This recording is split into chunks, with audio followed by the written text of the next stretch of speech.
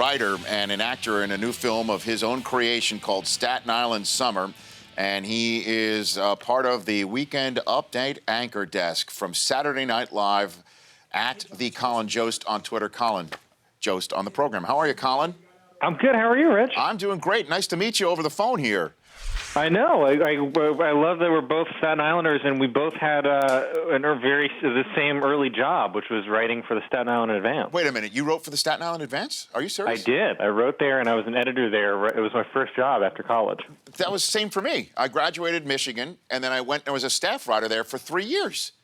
That's incredible. Well, there you go. So did you? What did you cover while you were there? I actually was a reporter there in the summers in college, so I kind of covered a lot of stuff. I covered some random.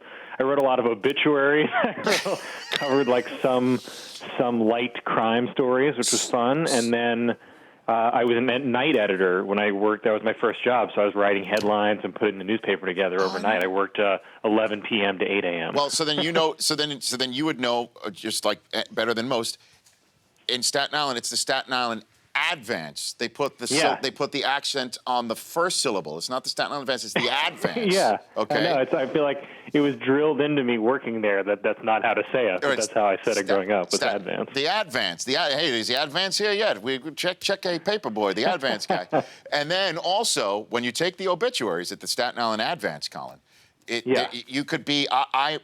You have to. Are you a Staten Island native? Or are you a resident? Were you born on Staten Island? It's a big difference. Exactly, big difference. So were you born on Staten Island? Are you I was born on Staten Island. Staten Island Hospital, and I grew up in Grimes Hill, right next to Wagner College. And my grandparents both went to Wagner College down the street, and my grandparents lived next to me growing up, so they moved down the street from college. Gosh, well, I cannot be called a Staten Island native. I was born in Brooklyn. When the Verrazano Bridge was built, my parents both moved from Brooklyn to Staten Island, and even though I was there at 6 months of age, when it's all said and done, I will not be able to be called a Staten Island native in the Advance. Well, I'll make sure they note that. Thank you, Colin. I appreciate that. Well, it's a pleasure to have you on the show. I had no idea we had that connection in a way. And so what's happened to your accent? Where's that gone? I think it was just, I don't know, my mom grew up on Staten Island. She doesn't have much of an accent, and I think because I learned to speak very late in life. I learned to speak at 4 years old. I couldn't really speak, and so I think my speech therapist taught me, and that helped. Is that right? And then I went to high school in Manhattan. I commuted in, so I think a lot of my friends it was kind of a hodgepodge of accents. Okay. And I did speech and debate and stuff, and I probably just tried to be like a parliamentarian or something and not speak and not have an accent. So you went to Stuyvesant? Is that what you did? Did you Regis. It's a Catholic. It's an all-boys Catholic school. So did you ferry it in? You took the ferry? Yeah, bus, ferry, subway. Look at you, man. Look at you. And now you're on the update desk of Saturday Night Live. Congratulations. That's a local boy make good. That's pretty great to see. That's awesome. I feel very lucky. It's awesome. It's really fun. So tell me about the movie, Staten Island Summer, why you decided to go ahead and do this. Well, I lifeguarded. I don't know if you ever lifeguarded too, but I lifeguarded growing up. I swam all the time. That was like the main thing I did when I was a kid. Yeah. And we went to the swim club, and I was a lifeguard there, and I kind of wanted to write a movie about it because it felt like a good community in the way, I don't know, a lot of kids have summer jobs, and it's kind of like it's just a fun world, and I met so many weird types of people doing that job that, I don't know, I kind of wanted to get them all in one movie. Oh my gosh, this is my experience too. I didn't lifeguard, but I was a camp counselor for like the local JCC camp, and I had to pass the driver's test in order to get a car to be able to get the job, which was the real pressure that I had about passing the driver's test back in the day, Colin. At the DMV, I believe in Newdorp, is where I took my my driver's test. People in New York, the other boroughs, go to Staten Island to take their driver's ed test because it's the easiest borough to pass in. Unbelievable. All my friends would commute to take the driver's ed test on Staten Island. Yeah, and then you have to pay the toll in the Verrazano, which now is like $18,000, Colin. It's unbelievable. It's actually, I think it is $18 or $20 one way now. And it's just crazy. It keeps going up, and you're like, how is it this expensive to get into Staten Island? Oh, my gosh. Colin Jost is here on the Rich Eisen Show. So are you a Met, Yankee, Jet, Giant? What are you? I'm Mets. What were you I'm Mets and Giants. What were you growing up? Yankees, Jets. Wow. Yeah, I had the mix. Because I realized early on as a Jet fan that I needed to find my championships somewhere. And the Yankees had Thurman Munson, Reggie Jackson. So they were winning championships. That's my split. Yankees, Jets growing up. I have a pretty sweet Thurman Munson baseball card from that my uncle had. That's pretty just a great stash and pretty awesome looking. So who was your favorite Met while you were growing up in Staten Island? Howard Johnson. Loved him. I mean, I loved Doc Gooden. I loved Strawberry. That era, that was fun times, and that's when I went to games as a kid. Mm-hmm. And then I was heartbroken. I guess it was 2006. Is that when they lost to the Cardinals and the Beltran took that last pitch? Looked right at it. Yep. That was rough because that felt like the year. Right. But I don't know. This year has been great, and I don't know. What, they won 5 in a row now. I think they got a good team they're putting together. What do you think? What did you think, by the way, of the whole bit of Wilmer Flores crying in the field because he thought he was traded, and he found out on Twitter that he was, and then we found out he wasn't? That was really something else, Colin. That is definitely a thing that would not have happened. Like, every element of it wouldn't have happened 10 years ago. Yeah, right. You know?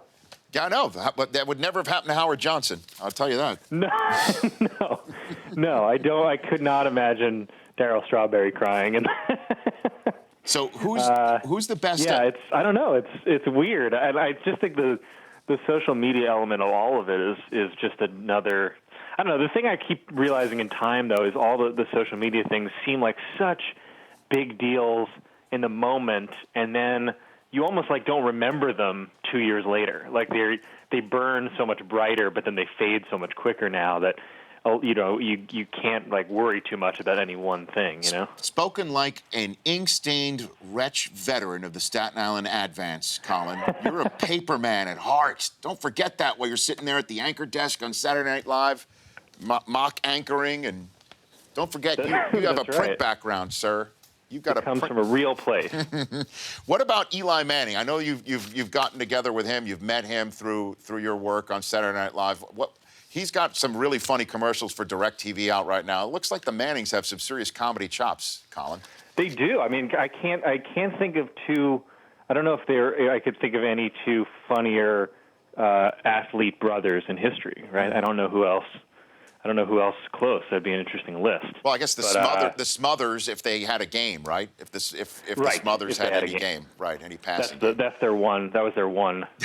Their one failure is not playing a professional sport. Right. Yeah.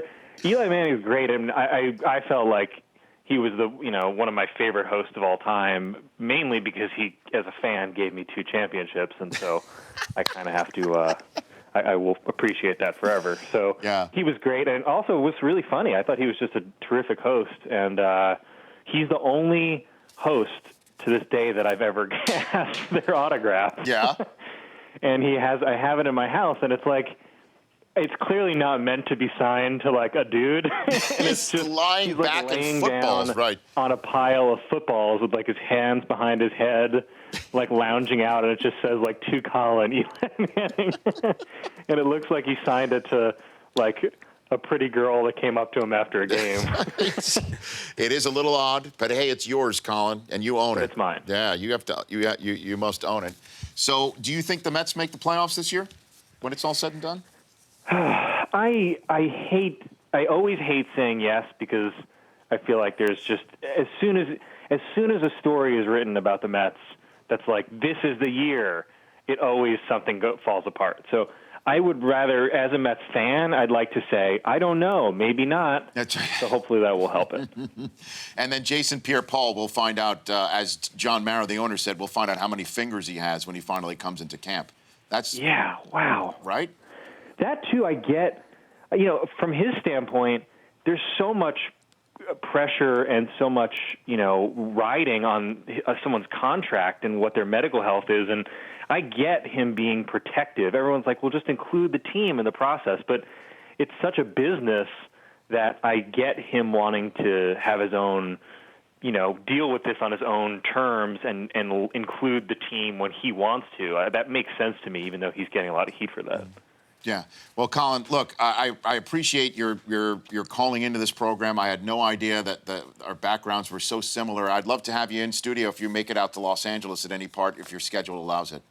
Yeah, I'm always out. I'm out there a couple times a year. So if I am, I would love to come by. You guys are El Segundo? Where are you? We are in lovely, beautiful downtown El Segundo, California. I love it. Yes, sir. Yeah, I would happily do it. We'll find a carpet, paint it red, and roll it out for you. That's what we'll do. That still counts. Yeah, you bet. Now, look, congratulations on Staten Island summer. I look forward to seeing it soon and really enjoy your work on Saturday Night Live. Thanks for calling in. Please do. Thank you very much. I'm a huge fan, Rich. So it's good to talk to you. Thanks. That's Colin Jost, Staten Island Summer, streaming now on Netflix. The Rich Eisen Show, weekdays at noon Eastern. On Audience.